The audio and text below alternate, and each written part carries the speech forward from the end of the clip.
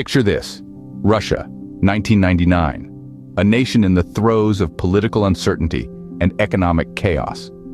This was a time when Russia was grappling with the aftermath of the fall of the Soviet Union.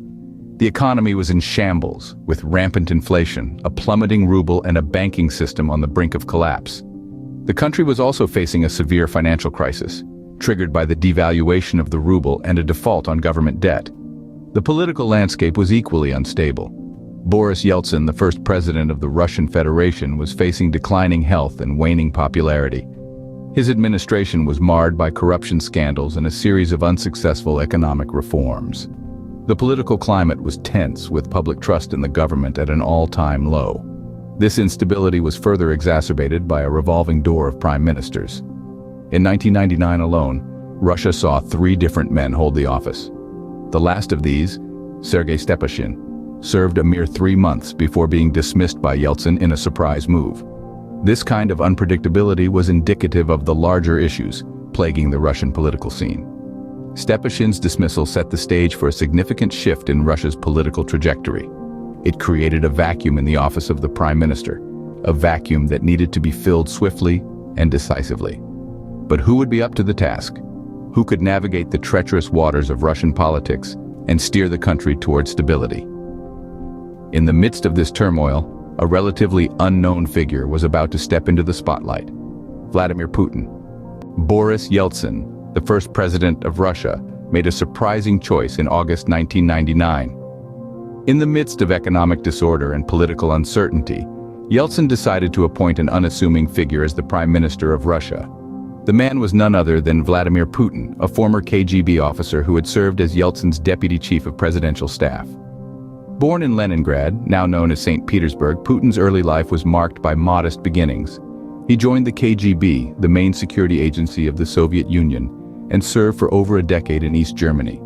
After the fall of the Berlin Wall, Putin returned to Russia, entering politics by becoming the mayor of St. Petersburg.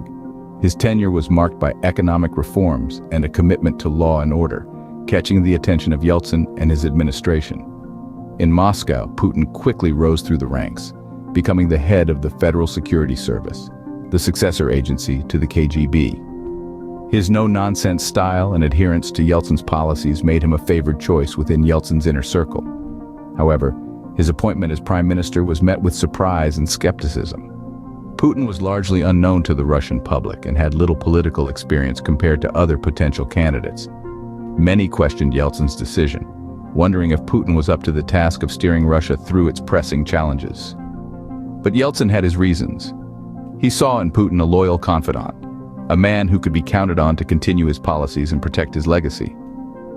Yeltsin was also dealing with his own health issues and political scandals, and he needed someone he could trust to handle the reins of power. Putin, with his background in intelligence and his demonstrated loyalty, seemed to be the perfect fit. Yet, the decision was a gamble.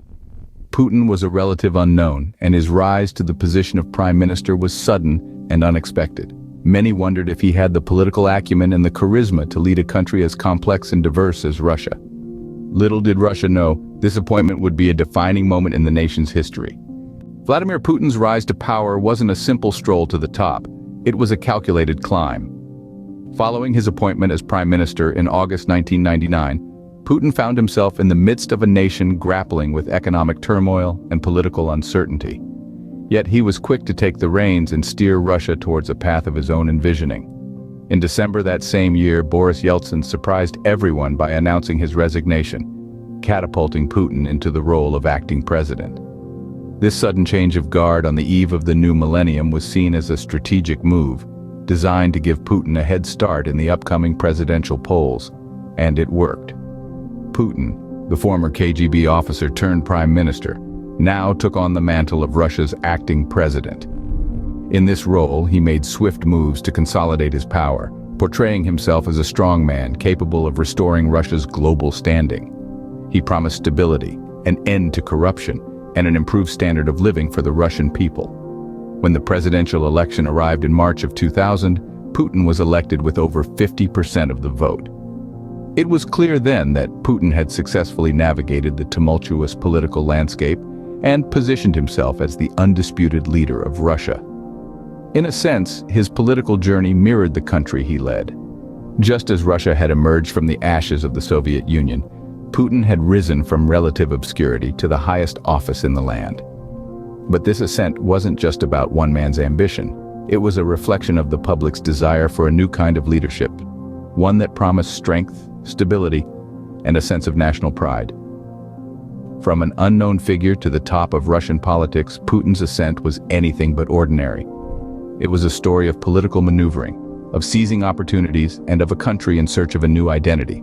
And as Putin embarked on his presidency, the world watched, wondering what this new era of Russian politics would bring. With Putin at the helm, a new era in Russian politics had begun. As the year 2000 dawned, Putin took office full of resolve, ready to steer the country through the turbulent waters of the new millennium. The early days of Putin's presidency were marked by swift and decisive action.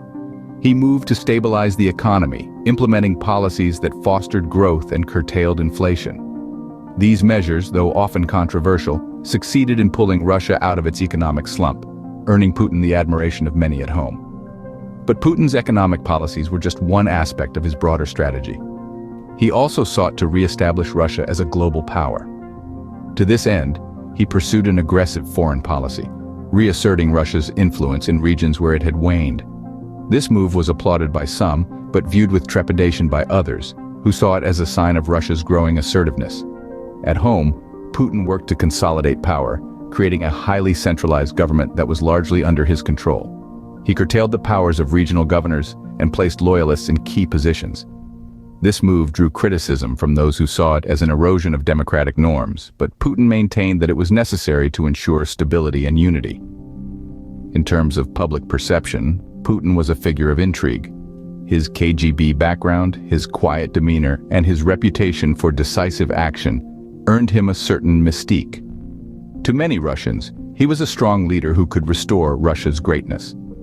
To his critics, however, he was a leader who was too willing to sacrifice democratic principles for the sake of power and control. The early days of Putin's presidency were thus a time of significant change. Under his leadership, Russia underwent a transformation, emerging from the shadows of the post-Soviet era to reclaim a prominent place on the world stage. This period set the stage for the years to come, as Putin's influence continued to grow. Thus began the Putin Era, a period that would drastically reshape Russia's identity on the global stage. The appointment of Vladimir Putin as Prime Minister in 1999 was a pivotal moment in Russian history. This event marked the beginning of a new era in Russian politics, an era that would be dominated by Putin's leadership and his unique style of governance. Let's take a moment to revisit the atmosphere of 1999. Russia was in the throes of economic turmoil and political uncertainty. The country was seeking a leader who could navigate these turbulent times. And Boris Yeltsin's unexpected choice of Putin as prime minister came as a surprise to many. In the face of these challenges, Putin's appointment signaled a significant shift. He was a relatively unknown figure on the political stage, yet he was entrusted with the responsibility of leading a nation in crisis.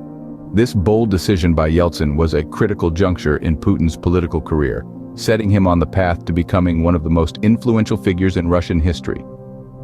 We've also discussed Putin's ascension, a journey marked by his strong leadership and strategic decisions. His rise to power was not without controversy, but his ability to maintain control and assert his influence was undeniable. From his appointment as prime minister, Putin quickly transitioned into the presidency, marking the start of a new era in Russian politics. As we reflect on the story of Putin's appointment and his subsequent rise to power, we can see how it encapsulates the unpredictable nature of politics. It's a tale of unexpected decisions, strategic maneuvers, and the rise of a leader amidst a nation's crisis. It's a story that continues to shape Russia's political landscape. Even decades after that critical moment in 1999, the story of Putin's appointment and subsequent rise to power is a testament to the unpredictability and intrigue of the political world.